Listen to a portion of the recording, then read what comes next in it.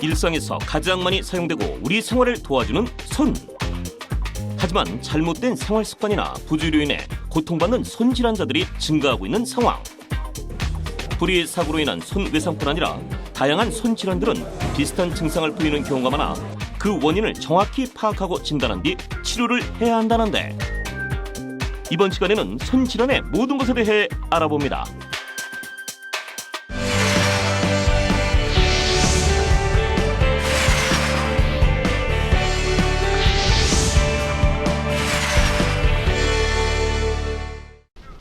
건강에 대한 중요한 정보를 전해드리는 유아러 닥터. 오늘의 주제는 일상생활 속에서 다양하게 발생할 수 있는 손 질환입니다. 네, 손영주 아나운서. 네. 우리 신체 중에서 움직임이 가장 많고 네. 또 자주 사용하는 부위가 어디인가 한번 추측해보세요. 자주 사용하는 부위. 아무래도 오늘 주제가 주내일지만큼 손이 아닐까 싶은데요. 네. 특히나 요즘 같은 스마트 시대에는 또 손을 사용하는 일도 많고요. 또 네. 스마트폰 같은 거 사용하려면 그 손의 중요성도 더 강조되지 않을까요? 네, 맞습니다. 이 손이라고 하는 것이 사실 우리 일상생활에서 가장 많이 사용되고 가장 많이 중요한 역할을 하고 있죠, 사실은. 그렇죠. 그런데 주변에서 보면 이 손의 외상이나 질병으로 인해서 손의 움직임에 제한이 있어서 고생하는 사람들이 참 많다고 합니다. 예, 그렇습니다. 그래서 오늘은요, 수부외과 세부 전문의이신 우상현 박사 모시고 일상생활 속에서 발생할 수 있는 손 질환의 원인과 치료법에 대해서 자세히 알아보겠습니다. 박사님, 네, 안녕하십니까? 네, 반갑습니다. 네, 손에 대해서 오늘 이야기를 나눠보려는데요. 박사님 혹시 지금 말씀을 소개할 때 보니까 수부외과 전문의 또 세부 전문의 이렇게 말씀하셨는데, 사실 일반 사람들은 수부외과가 무엇인지 또 세부 전문의가 어떤 제도인지 잘 모르거든요. 자세하게 설명 좀 부탁드릴까요?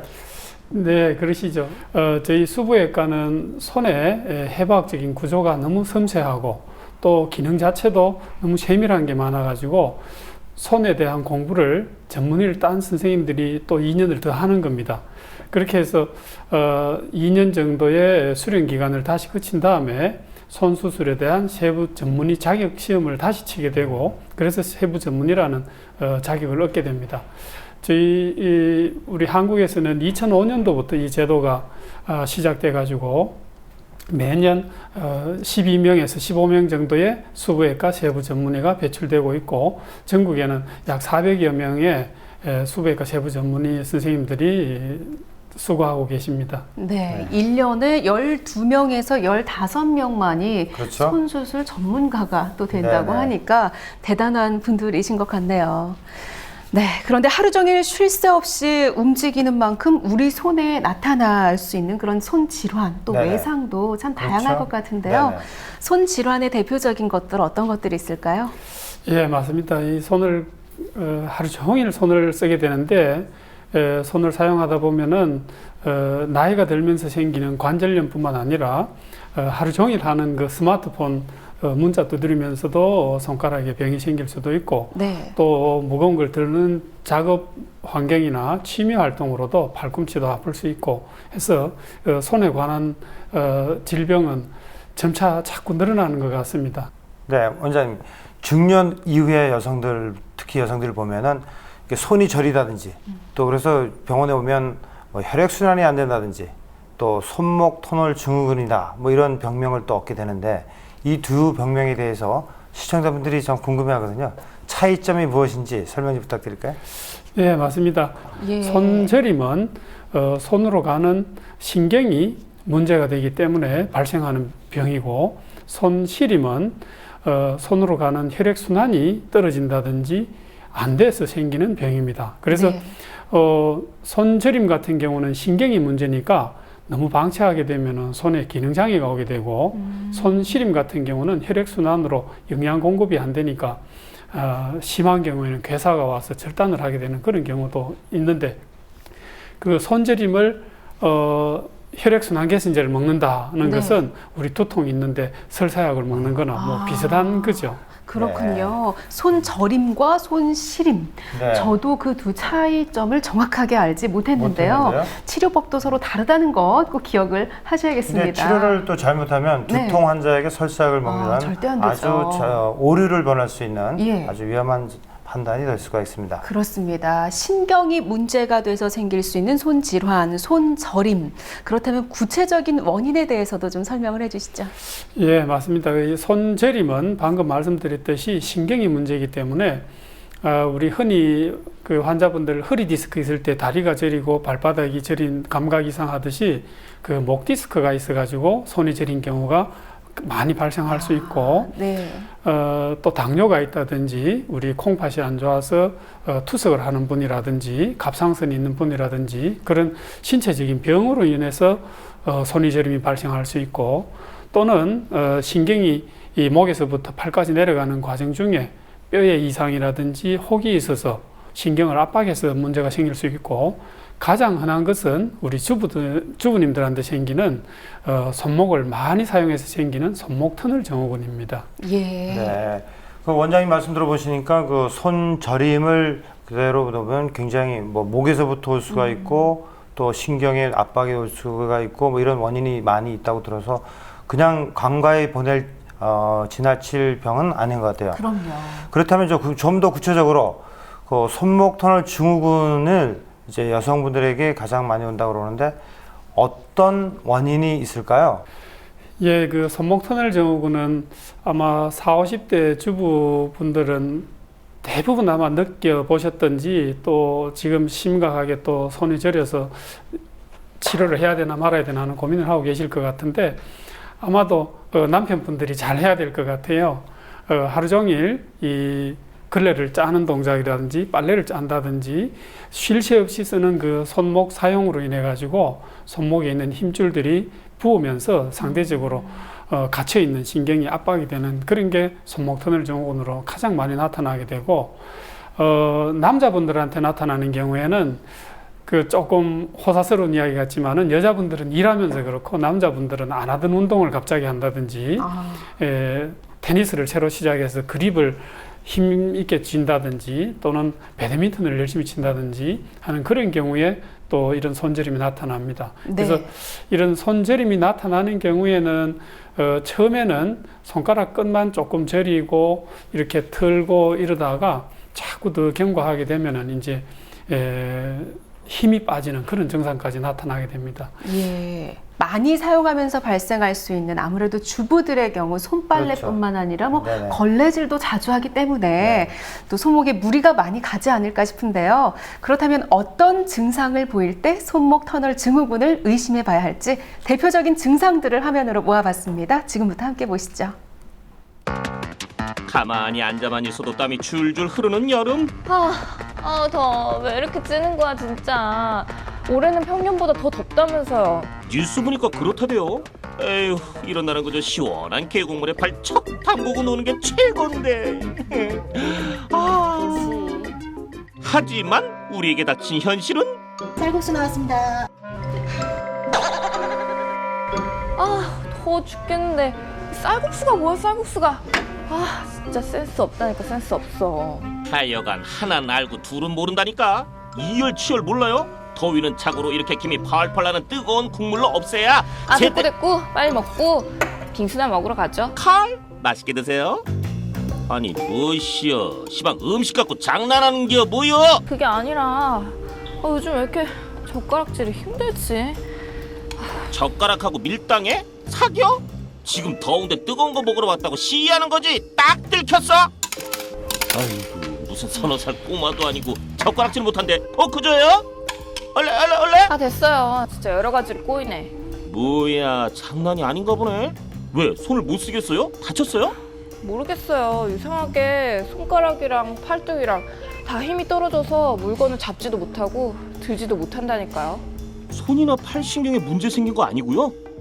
잘 모르겠는데 어제는 컵도 놓쳐서 깼다니까요. 손과 팔에 힘이 없어 물건을 잘 놓치고 젓가락질이 힘들어진다. 밥 팥빙수가 왔어요. 뜨거운 걸 먹고 찬 걸 먹어야 더 시원하다니까요. 오케이, 빙수값은 그쪽이 내는 걸로. 오케이. 뭐지? 이 당한 기분은 하여간 여우야 여우. 그나저나 제 손 아무 이상 없겠죠? 난 풍어인 줄 알았다니까. 에헤이, 못하는 소리가 없어. 아니 어쩔 땐 막 저리고. 이거 봐, 지금 막 이렇게 하면 찌릿찌릿하고 욱신욱신 시큰시큰 통증까지 느껴진다니까요. 병원에서 뭐래요? 병원 아직 안 가봤죠. 이런 걸로 가기 좀 그렇잖아. 엄마? 작은 병 크게 키워 이자까지 탈 양반일세? 그러다 큰 병 된다니까요. 진짜 병원 가봐야 하나?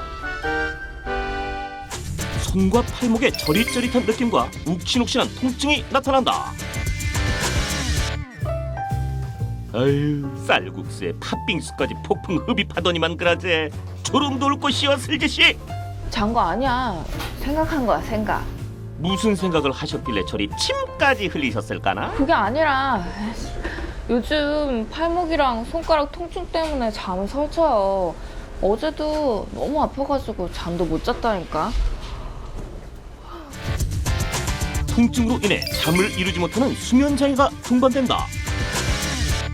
손과 팔에 힘이 없어 젓가락질이 힘들며 저림 증상을 동반한 통증이 나타나고 통증으로 인해 잠을 못 이루는 수면장애까지. 과연 증상들이 품고 있는 진실은? 네, 증상만으로 질병을 확진할 수는 없을 텐데요. 네. 원장님, 어떤 검사를 통해서 손목 터널 증후군을 검사할 수 있을까요? 손목 터널 증후군은 저희들이 이제 환자분 불편해 하시는 건 이야기를 듣는 게 제일 먼저고, 그 다음에는 저희들 진료할 때 하는 검사가 있습니다. 한번 환자분들 보시면서 한번 따라 해보셔도 좋습니다. 네.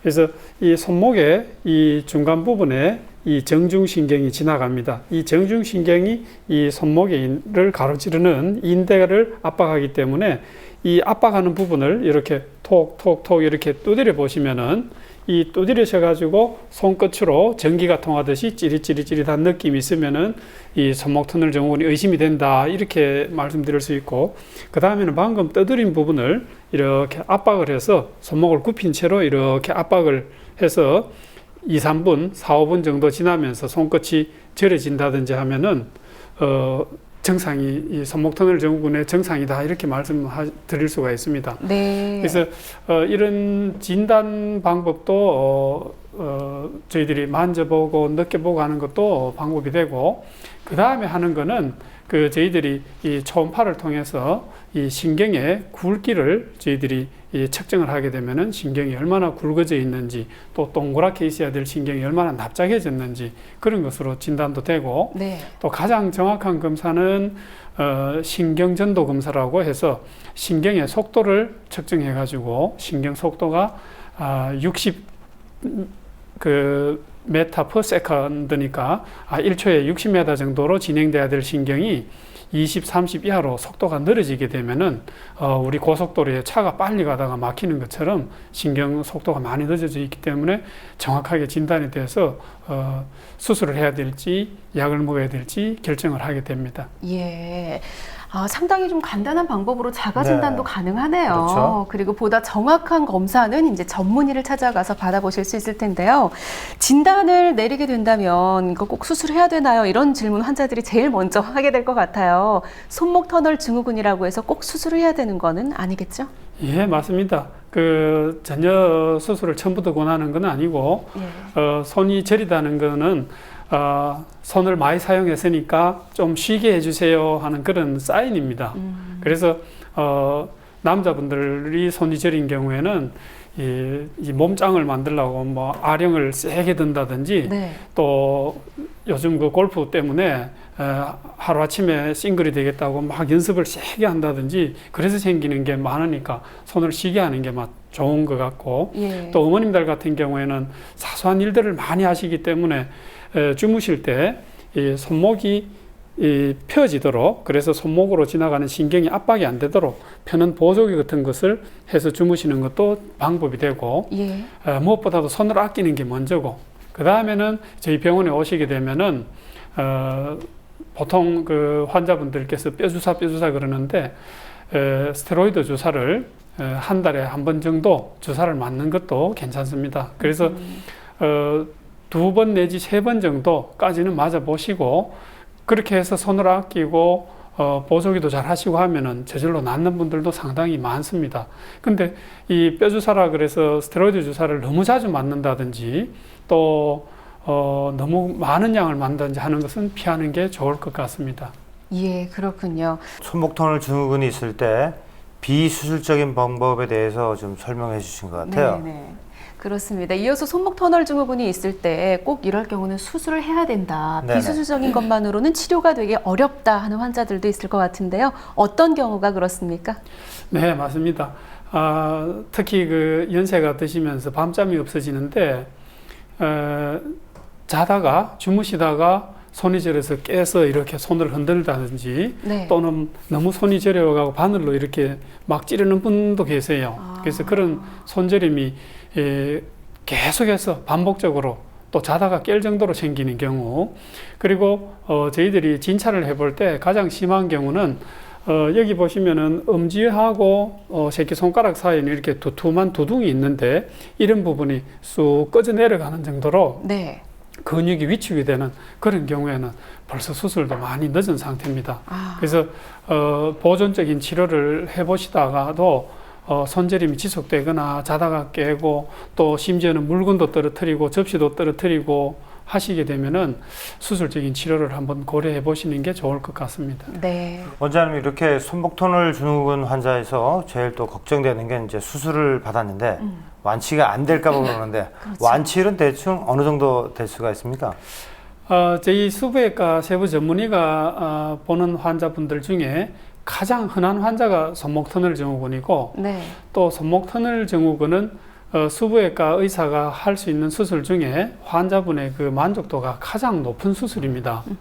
그래서 손저려서 몇 년을 잠을 못 주무시다가 간단한 이 수술을 통해서 수술을 했는 그날도 아마 아파서 잠을 못 주무셨을 것 같은데 어젯밤에 너무 잘 잤다고 하시는 분들이 많으세요. 그래서 네. 그런 걸 보면은 수술에 대한 만족도는 수부외과 세부 전문의가 시행한다 그러면은 아마 90% 이상 그 만족을 얻으실 것 같습니다. 예. 원장님, 어르신들 가운데서 이렇게 손이 잘 펴지지 않는다고 이제 진료실 오는 분들이 있거든요. 그것이 보면 뭐 노인성 구축이라고 하던데 그거에 대해서 설명 좀 부탁드리겠습니다. 네, 맞습니다. 아무런 그 외상이나 질병 없이 손가락이 안 펴지고 해서 오시는 노인 환자분들이 계십니다. 그래서 이런 분들을 노인성 구축이다 이렇게 저희들이 이야기를 하는데 그거는 피부하고 손바닥에 있는 뼈하고 사이에 있는 수장막이라는 인대 조직이 이 나이가 들면서 짧아지고 두꺼워져서 혹처럼 생깁니다. 그래서 이게 심해지는 경우에는 손가락이 안 펴지고 손바닥에 이렇게 망울도 만져지고 하는 이런 게 바로 저희 의학 용어로는 듀피트랭 구축이다 이렇게 이야기를 합니다. 네, 듀피트랭 구축 진단명이 상당히 어려운데요. 이런 증상이 어느 정도일 때 수술을 하게 되고 또 수술은 어떤 과정을 통해서 이루어집니까? 예, 이 손바닥은 이렇게 물건을 잡도록 편편해야 되는데 네. 어느 날 갑자기 손바닥이 이렇게 망울이 만져지고 이 망울이 만져지고 나서는 점차 이렇게 굽혀진다든지 그리고 손바닥을 땅바닥에 이렇게 댔을 때 다 손바닥이 다 되질 않고 이렇게 뜬다든지 하는 그런 경우에 그 수술이 필요하게 됩니다. 그 네. 수술을 할 때는 그 피부 밑에 있는 아까 말씀드린 그 수장막 그러니까 손바닥의 피부와 뼈를 연결하는 그 인대가 당겨서 생기는 일종의 혹 같은 거기 때문에 그 혹을 제거하고 또 피부를 늘려주는 그런 수술을 하게 되면은 이게 많이 펴지게 됩니다. 그렇군요. 네, 그 손에 대해서 그 다양한 질환과 치료법에 대해서 이야기하고 있습니다. 네. 손에는 사실 예민하고 섬세한 신경들이 많이 있기 때문에 그렇기 때문에 발생되는 질환도 매우 다양한데요. 통증이 느껴지고 불편하다면 가벼이 넘기지 마시고 즉시 의료진을 만나 정확히 진단받고 치료받으시길 당부드립니다. 네, 계속해서 시민들의 알쏭달쏭한 궁금증을 알아보도록 하겠습니다. 하나씩 해결해 볼까요?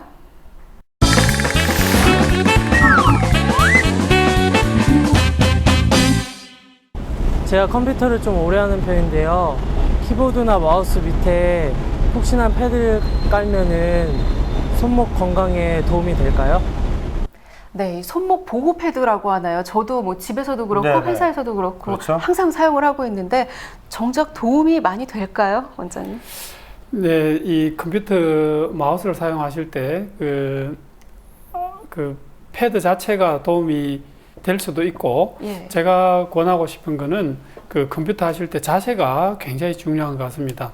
이 목을 우리 보통 거북이 목이라 그래서 이렇게 화면을 이렇게 고개를 내밀어서 한다든지, 네. 또는 이 팔의 각도가 팔꿈치나 손목의 각도가 이렇게 서 있는 이런 각도는 안 좋을 것 같습니다.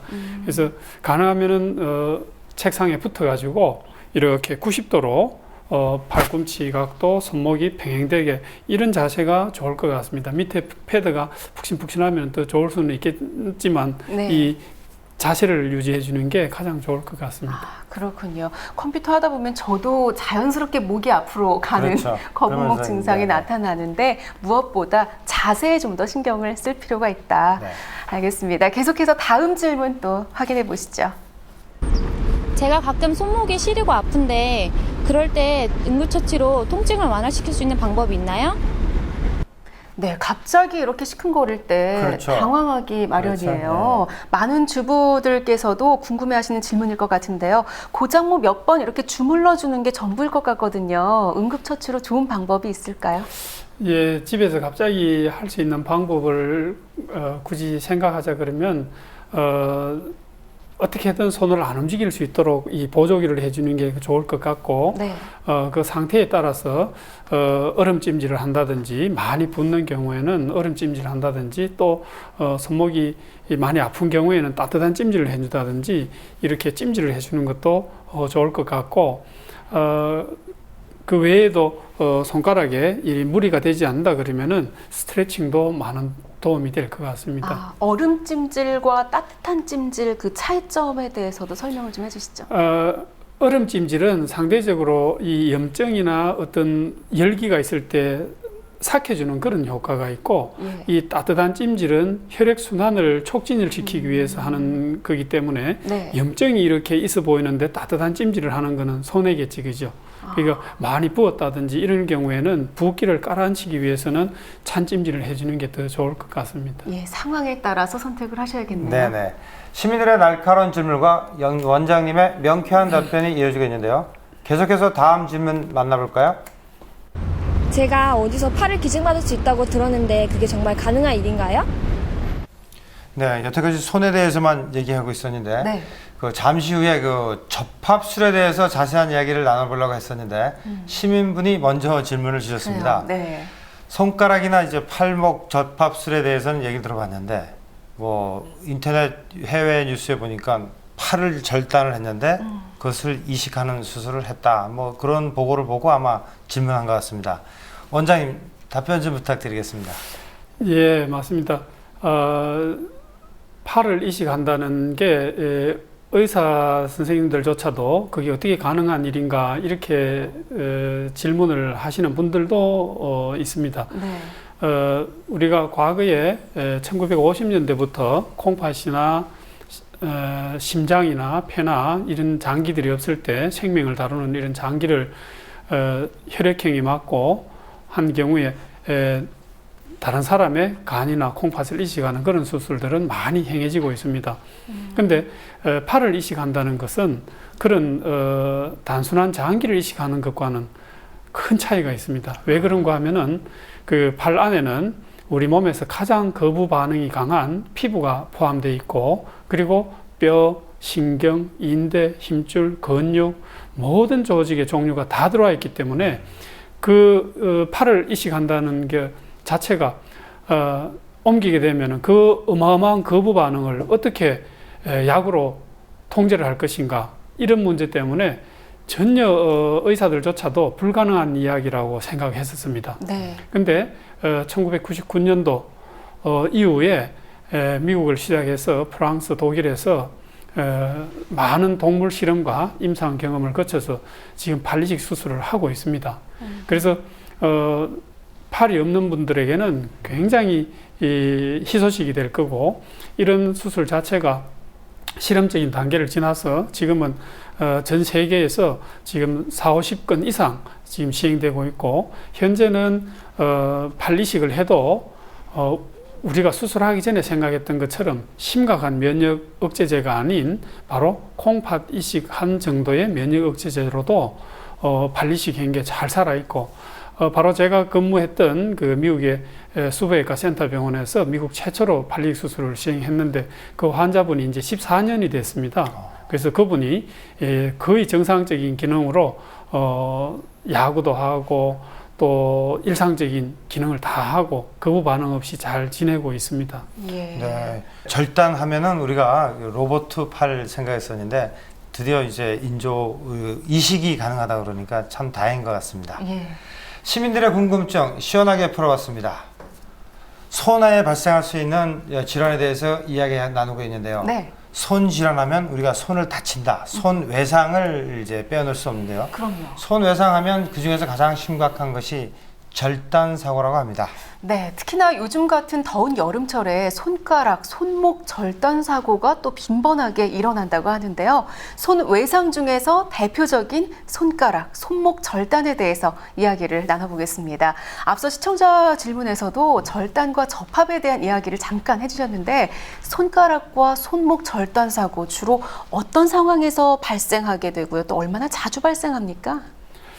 예, 우리나라가 1970, 80년대 이 성장기를 거치면서 산업 현장에서 많은 그 근로자분들이 손이나 손가락을 심하게 어겨지거나 절단되는 경우가 많았었습니다. 지금은 장비들이 많이 현대화되면서 그런 사고들이 예방이 되고 있는 상태지만, 사소하게 손가락 끝이 잘린다든지 손목이 잘린다든지 하는 그런 환자분들이 꾸준히 있는 겁니다. 다행스러운 거는 그런 빈도는 조금씩 줄고 있습니다. 그렇지만 그 반대로 취미 활동이나 어떤 스포츠 활동을 하다가 또 간의 사고로, 집안에서 사고로 이렇게 조금씩 절단되는 그런 빈도는 점차 증가하고 있는 그런 추세입니다. 예. 네. 원장님, 그 손에는 단순히 뼈하고 피부만 있는 것이 아니고 뭐 신경도 있고 혈관도 있고 인대도 있고 뭐 여러 가지가 복합적으로 있지 않습니까? 아까도 말씀하신 대로 전체 면역 기능도 있다고 그러는데, 이렇게 또 미세한데 이게 절단된 것을 잇는 수술이 굉장히 쉬울 것 같지는 않은데요. 어떻습니까? 예, 맞습니다. 손의 특징이 우리 이 몸에 있는 이런 장기와는 좀 다르죠. 이게 몸에 있는 장기들은 바깥에 갈비뼈가 있고 속에 중요한 장기들이 다 근육과 뼈 속에 쌓여 있는데, 손이나 손가락은 반대입니다. 그 뼈가 가장 중심에 있고 피부 바로 밑에 그 신경, 인대, 혈관들이 있기 때문에 사소한 외상에도 이런 중요한 구조물들이 다칠 경우가 많고, 이렇게 신경이나 인대나 혈관이 다치게 되면은 손가락 같은 경우에는 보통 그 혈관의 굵기가 1mm 전후입니다. 그리고 손톱 쪽으로 내려가면은 0.5mm 전후고, 또 팔 쪽으로 올라오면은 이게 2mm, 3mm 정도 되는데, 이런 것들을 20-30배 되는 수술 현미경을 통해서 그 혈관과 신경을 봉합하는 게 바로 그 미세 수술인데, 집중이 필요하고 수련 기간도 많이 필요한 그런 수술 술기가 되겠습니다. 네. 네. 이렇게 손가락 절단 사고가 발생했을 때 네네. 본인은 물론이고요, 또 주변 사람들도 참 당황스러울 것 같아요. 그렇죠. 이럴 때 응급처치로 일단 어떤 행위를 먼저 해야 될까요? 예, 맞습니다. 첫 번째는 절대 당황하지 마시고 다친 부위를 깨끗이 흐르는 물로 씻으시고, 그 다음에는 그 부분을 압박을 해줘서 더 이상 출혈이 안 되게 하는 것도 중요하고, 네. 또 그 다친 부위를 심장보다 좀 더 높게 들어가지고 압박을 해주는 게 가장 좋을 것 같습니다. 우리 신체 부분은 어느 부분이든지 간에 절단이 된다든지 떨어져 나간 것은 반드시 찾으셔서 병원에 와야 됩니다. 예. 그래야지 그 떨어진 조직을 재사용할지 안 할지는 수술실에서 결정을 하게 됩니다. 그리고 그 절단된 손가락이나 절단된 신체 부위를 가져오실 때 가장 그 좋은 방법은 우리가 치아가 떨어졌을 때 우유에 담가 오는 것처럼 혹은 소독을 한다고 소주에 담아 온다든지 그러시면 절대 안 됩니다. 네. 깨끗한 흐름물에 씻으시고 그 씻으신 그 조직을 깨끗한 물에 적신 꺼저로 쌉니다. 그리고 그 꺼저로 싼 다음에 그 부분을 밀봉되는 비닐에 넣고 그 비닐이 이 바깥과 안 통하게 얼음물에다가 담궈서 오면은 네. 이 얼음물과 직접 안 닿으면서 냉기를 유지할 수 있어서 이렇게 보관하시면은 손가락 같은 경우에는 거의 2, 3일이 지나도 충분히 수술이 가능한데 예. 다치시고 1, 2분, 1, 20분 때문에 너무 급하게 서둘러서 오는 거는 정당한 방법은 아닙니다. 합리적인 방법은 아닙니다. 네. 네, 원장님, 저 손가락이 만약에 절단이 됐는데 이제 이렇게 미세 접합 수술하고 이렇게 하면 가능하면 괜찮은데 이 조직이 너무 이제 훼손되거나 그렇지 않으면 또 불의에 의해서 이제 잊어버리게 된 경우 그런 경우에는 정말 손가락이 없이 살아가야 되는지 그렇지 않으면 대체로 뭐 할 수 있는 방법이 따로 있는 것 같은데 어떻습니까? 예, 맞습니다. 그 주위에도 아마 어릴 때 촌에서 놀다가 작두에 손가락 끝부분이 잘렸다든지 또 직업적인 활동으로 산업재해로 손가락이나 엄지손가락이나 손가락이 잘렸다든지 이런 경우에 접합을 못하는 경우에 어떻게 하면 좋을까? 그래서 저희 수부외과 세부 전문의들이 많이 고민하는 분야입니다. 그래서 다행히 갑자기 들으시면은 이상하시겠지만은 그 자기의 발가락을 이용해서 손가락을 만드는 수술을 지금 하고 있습니다. 네. 또 그 수술 시기도 참 중요합니다. 환자분들에 따라 형편에 따라 다르겠지만은 다치시고 나는 당장 그 일을 해야 되니까 막바로 해주세요 하시는 분들은 절단되고 나서 일주일 내에 혹은 2주까지도 막바로 재건하는 경우가 있고 상처가 나아가는 과정을 보면은 2주 정도 이상 지난 경우에는 차라리 6개월 이상 지나서 하는 게 상처가 많이 부드러워지고 또 딱딱한 흉터도 더 치유가 된 다음에 그렇게 하시는 게 낫습니다. 그 대신에 너무 기다리시는 건 안 좋고 보통 경우에는 55세 정도 미만에서 이런 수술을 권하게 됩니다. 예, 그렇군요. 그러니까 저는 빨리 하는 게 무조건 좋을 줄 알았는데 또 그런 그렇지만은 아니죠. 않네요. 접합 수술 후에 손가락의 움직임은 뭐 예전과 거의 뭐 같이 움직일 수 있는 건지 또 혹시 부작용은 없는지 이런 네. 부분에 대해서도 좀 궁금하네요. 접합 수술이라는 것은 힘줄뿐만 아니라 뼈, 관절, 혈관, 인대, 피부 모두 연결하는 수술이기 때문에 당연히 이 운동 제한이 옵니다. 그래서 수술하고 나서 얼마나 재활 치료를 잘하는가도 많이 중요하고 또 환자가 얼마나 적극적으로 재활의 치료에 임하는가도 중요하고 그렇지만 이런 수술들이 예를 들어 뼈를 수술하면은 고정을 해서 안 움직여야 되고 힘줄 수술을 하게 되면은 열심히 움직여야 되는데 절단된 경우에는 뼈하고 힘줄 신경을 다 연결하니까 네.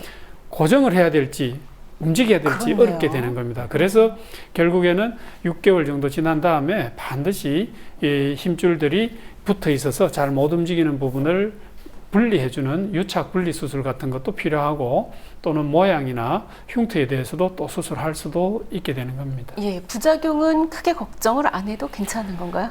접합 수술 후에 환자분들이 가장 불편해 하시는 것은 바로 손이 시린 겁니다. 그러니까 원래 손에 혈이 통하던 게 이제 저희들이 손을 살리기 위해서 동맥, 정맥 2개, 3개 정도밖에 연결 못 하기 때문에 원래 혈액순환보다 떨어져서 손이 시린 게 가장 문제인데 그러다가 또 환자분들께서 담배를 하시게 되면은 훨씬 더 나쁜 효과가 나타나죠. 예. 네. 아무래도 그 좀 원장님께서 말씀하신 대로고 수술을 하게 되면 예후는 다 좀 어느 정도 좋을 거는 같은데 그래도 이제 성공률 이런 것을 이제 안 물어볼 수가 없는데 네. 우리나라 보니까 수부외과가 따로 돼 있고 세부외과 전문의 제도가 있어서 성공률이 굉장히 높을 것 같은데 어떻습니까? 예, 맞습니다. 그 얼마 전에도 신문과 방송에서도 이야기됐듯이 그 한국 사람들이 어릴 적부터 이 철로 된 젓가락을 사용하면서 손가락에 섬세한 운동을 잘한다 그러는데 저희 미세 수술, 수부외과 수술 술기로는 뭐 세계 최고라고 자부해도 괜찮습니다. 예. 그래서 깨끗하게 절단이 된 경우에는 거의 80~90% 이상 수술 성공률이 있고 그 대신에 많이 으개진다든지 이런 경우는 아무리 수술을 잘 해드리고 싶어도 그 연결할 만한 혈관이나 신경이 너무 으개져 가지고 안 되니까 또 수술 성공률이 조금 떨어질 수 있고, 또 이 손가락 끝으로 갈수록 너무 가늘어져서 이 손가락에 혈관이 0.34mm, 0.5mm 이 정도 되는 혈관들을 연결하고 나면 수술 성공률은 조금 떨어질 수는 있겠죠. 그렇지만은 그런 첨부 손가락 끝 부분을 접합 수술하는 것도 우리나라 말고는 잘 하지 않는 수술입니다. 예. 네, 그리고 원장님, 이 주변에서 보면 그 손이나 손가락을 이제 가볍게 다쳐가지고 그런데도 시간이 지나면 나중에 기능이 많이 나빠지는 경우를 주변에서 왕왕 볼 수 있거든요. 그래서 아마 수부외과 세부 전문의 제도가 필요하지 않은가 그러는데 예를 들어서 설명 좀 부탁드리겠습니다. 예, 맞습니다. 어저께도 저희 외래에 오신 환자분인데 그 손가락에 이렇게 1cm 정도 찢어지고 2주 있다가 실밥 뽑고 3주, 4주째 됐는데 주먹을 쥐는데 손가락이 이렇게 주먹이 쥐지지 않고 손을 이렇게 펴서 오셨어요.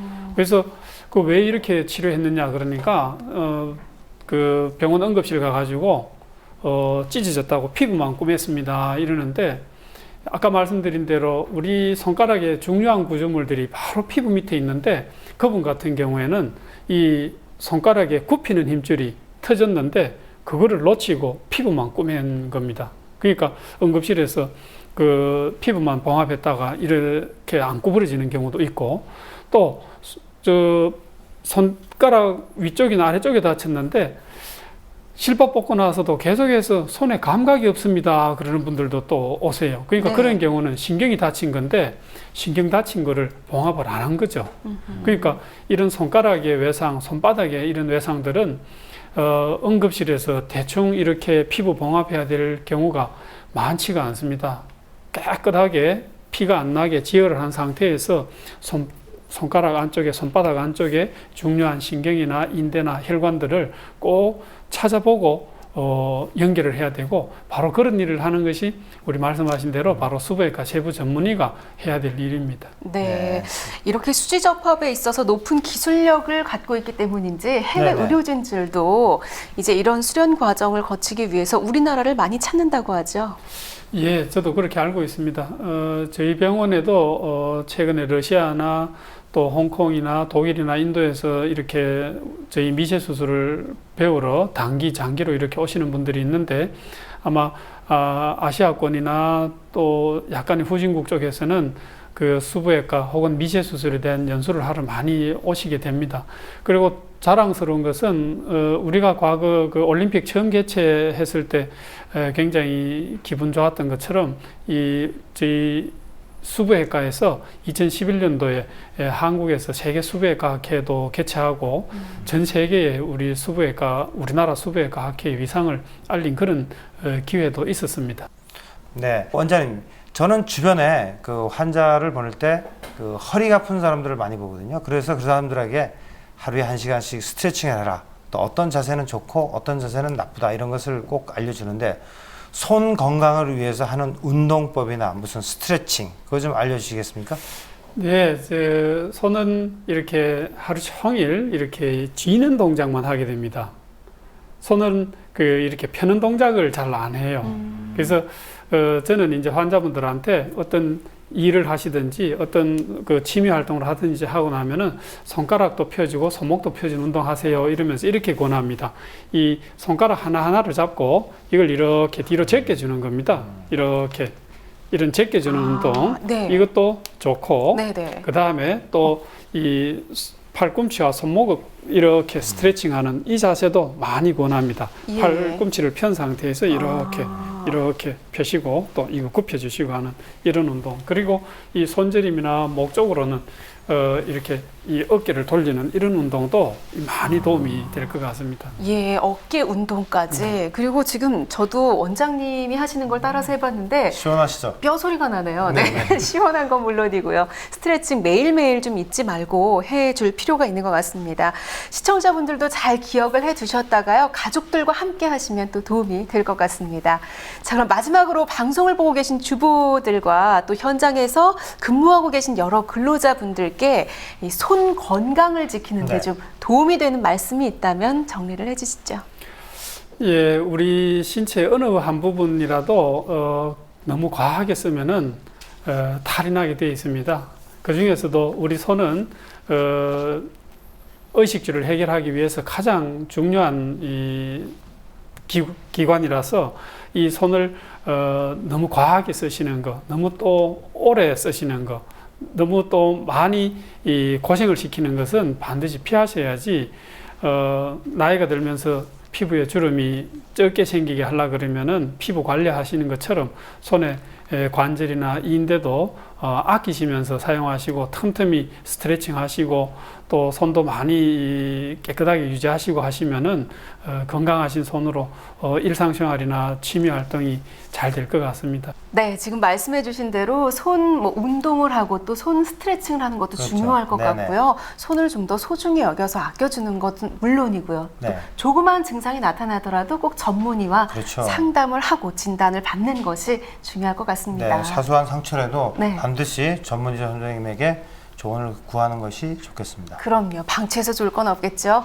오늘 손질환에 대해서 도움 말씀 주신 수부외과 세부 전문의 우상현 박사님 말씀 잘 들었습니다. 고맙습니다. 감사합니다. 오늘은 손에 나타날 수 있는 질환 및 외상에 대한 이야기를 나눠봤습니다. 곁에 있을 땐 모르다가 잃고 나서 그 소중함을 알게 되는 경우가 많은데요. 바로 손이 그런 존재가 아닐까 싶습니다. 손의 중요성과 소중함을 다시금 알게 되는 귀한 시간이었습니다. 네, 우리를 위해서 다양한 일을 해주고 있는 손, 더욱 아끼고 또 소중하게 여겨야겠습니다. 오늘 준비한 소식은 여기까지고요. 저희는 다음 시간에 더욱 풍성한 건강 정보로 찾아오겠습니다. 한 주간도 건강하세요. 고맙습니다.